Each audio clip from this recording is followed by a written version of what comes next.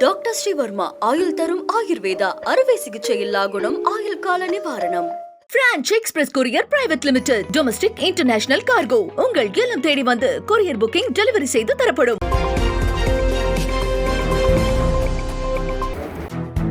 நாடு முழுவதும் ஒரே நேரத்தில் இன்று பாதுகாப்பு ஒத்திகை நடைபெற்றது. 244 இடங்களில் பாதுகாப்பு ஒத்திகை நடத்தப்பட்டது. பஹல்காம் தாக்குதலுக்கு தக்க பதிலடி கொடுக்கும் விதமாக இந்தியா தனது நடவடிக்கைகளை முடுக்கிவிட்டுள்ளது. உச்சகட்டமாக பாகிஸ்தான் ஆக்கிரமிப்பு காஷ்மீரில் துல்லிய தாக்குதல் நடத்தப்பட்டு பயங்கரவாதிகளின் முகாம்கள் அழிக்கப்பட்டன. இதனைத் தொடர்ந்து முன்னெச்சரிக்கை நடவடிக்கையாக நாடு முழுவதும் இன்று ஒரே நேரத்தில் பாதுகாப்பு ஒத்திகை நடத்தப்பட்டது. தமிழ்நாட்டில் துறைமுகம் மற்றும் கல்பாக்கம் அணுமின் நிலையம் உள்ளிட்ட இடங்களில் ஒத்திகை நடைபெற்றது.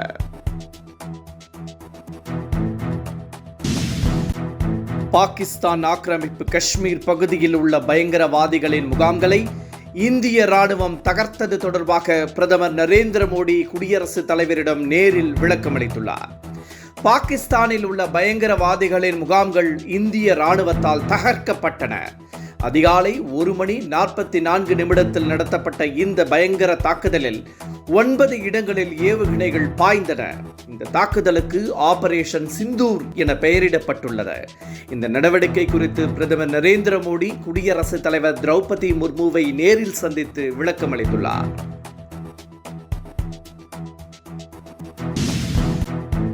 முதலமைச்சர் மு.க. ஸ்டாலின் இன்று சென்னையில் மாநகர பேருந்தில் பயணித்து மகளிர் விடியல் திட்டம் குறித்து மகளிரிடம் கேட்டறிந்தார்.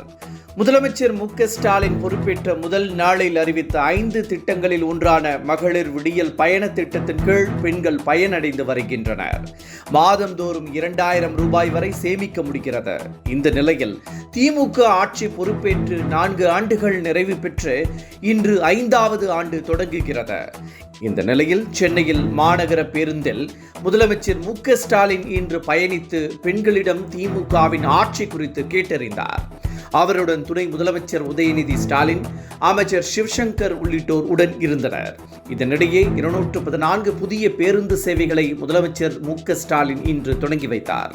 இதில் 70 மகளிர் விடியல் மாநகர பேருந்துகள் அடங்கும் என்பது குறிப்பிடத்தக்கது.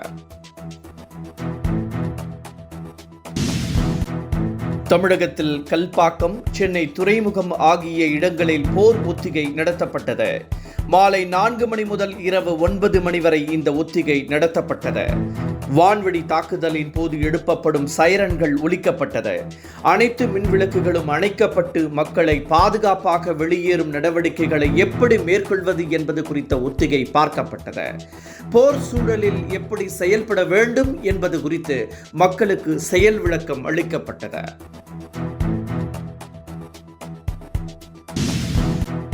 இந்திய ராணுவ நடவடிக்கையை வரவேற்பதாகவும் அதே வேளையில் அது போராக மாறிவிடாமல் தடுக்க வேண்டும் என்றும் தொல் திருமாவளவன் வலியுறுத்தியுள்ளார்.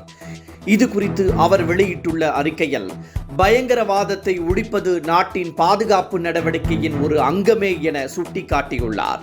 எனவே பாகிஸ்தானில் உள்ள பயங்கரவாதிகளின் மறைவிடங்கள் மீது இந்திய ராணுவம் மேற்கொண்டுள்ள இந்த தாக்குதல் நடவடிக்கை இன்றியமையாததாக உள்ளது என்றும் திருமாவளவன் கூறியுள்ளார். அதே வேளையில் இந்திய ராணுவ நடவடிக்கையானது ஒரு போராக மாறிவிடாமல் தடுக்கவும், நாட்டின் அமைதியை பாதுகாக்கவும் நீடித்த அரசியல் தீர்வுகளை நோக்கிய ராஜதந்திர நடவடிக்கை தேவை என்றும் திருமாவளவன் வலியுறுத்தியுள்ளார்.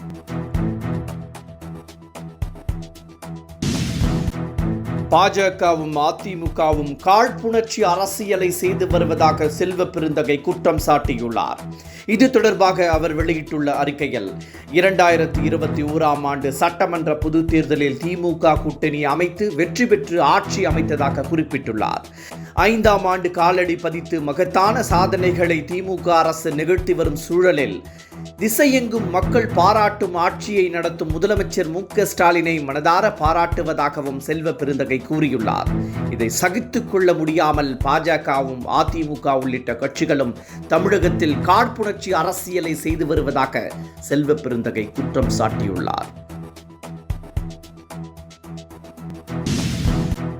வரும் 2026 சட்டமன்ற பொதுத் தேர்தலில் தமிழகத்தில் வெற்றிவேல் வீரவேல் ஆபரேஷன் மேற்கொள்ளப்படும் என நயினார் நாகேந்திரன் தெரிவித்துள்ளார். நெல்லையில் செய்தியாளர்களிடம் பேசிய அவர், இந்தியா சுதந்திரம் அடைந்த போது ஏற்பட்ட சந்தோஷத்தை விட இன்று சந்தோஷம் மிகுந்த நாளாக அமைந்துள்ளது என குறிப்பிட்டார். இதற்காக தமிழக பாஜக சார்பில் பிரதமர் நரேந்திர மோடிக்கு நன்றி தெரிவிப்பதாக அவர் கூறினார்.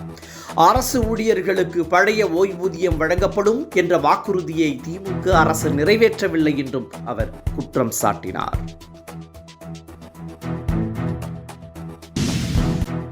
ஆபரேஷன் சிந்தூர் நடவடிக்கை பெருமைமிகு தருணம் என பிரதமர் நரேந்திர மோடி பாராட்டியுள்ளார்.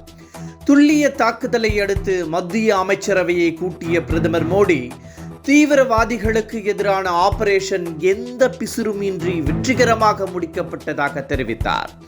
ராணுவத்தை பாராட்டிய மோடி, மொத்த நாடுமே ராணுவத்தை பார்த்து பெருமைப்படுவதாக பேசினார். இதனை அமைச்சர்கள் மேஜையை தட்டி வரவேற்றனர். மகாராஜா 2 படத்திற்கு நடிகர் விஜய் சேதுபதி பச்சை கொடி காட்டிவிட்டதாக தகவல் வெளியாகியுள்ளது. விஜய் சேதுபதி நடித்த மகாராஜா படம் கடந்த ஆண்டு வெளியாகி பெரும் வெற்றியை பெற்றது. மக்கள் அமோக வரவேற்பு அளித்திருந்தனர். இதனைத் தொடர்ந்து மகாராஜா 2ஆம் பாகத்திற்கு இயக்குனர் நிதிலன் சுவாமிநாதன் தயாராகி வருகிறார். கதையையும் அவர் விஜய் சேதுபதியிடம் சொல்ல, விஜய் சேதுபதியும் அதற்கு ஓகே சொல்லிவிட்டாராம். ஸ்கிரிப்ட் பணிகளை இயக்குனர் நிதில் தொடங்கியுள்ளார். சன் பிக்சர்ஸ் தயாரிப்பில் லோகேஷ் கனகராஜ் இயக்கி வரும் கூலி படத்திற்காக ரஜினிகாந்திற்கு 280 கோடி ரூபாய் வரை சம்பளம் பேசப்பட்டதாக தகவல் வெளியாகியுள்ளது. இது ஆமீர் கான், ஜாக்கி சான் ஆகியோரின் சம்பளத்தை விட அதிகம் என கூறப்படுகிறது. நாகார்ஜுனா 24 கோடி ரூபாயும் ஆமீர் கான் 25 கோடி ரூபாயும் பெறுகிறார்களாம். கூலி திரைப்படம் வரும் ஆகஸ்ட் மாதம் 14ஆம் தேதி வெளியாக உள்ளது குறிப்பிடத்தக்கது. டாக்டர் ஸ்ரீவர்மா ஆயுள் தரும் ஆயுர்வேதா அறுவை சிகிச்சை இல்லா குணம் ஆயுள் கால நிவாரணம். Branch express courier private limited domestic international cargo உங்கள் இல்லம் தேடி வந்து கொரியர் புக்கிங் டெலிவரி செய்து தரப்படும். என்றும் உங்களுடன் மை இந்தியா. முக்கிய செய்திகளை உடனுக்குடன் தெரிந்து கொள்ள சப்ஸ்கிரைப் பண்ணுங்க, பெல் பட்டனை பிரஸ் பண்ணுங்க. என்றும் உங்களுடன் மை இந்தியா.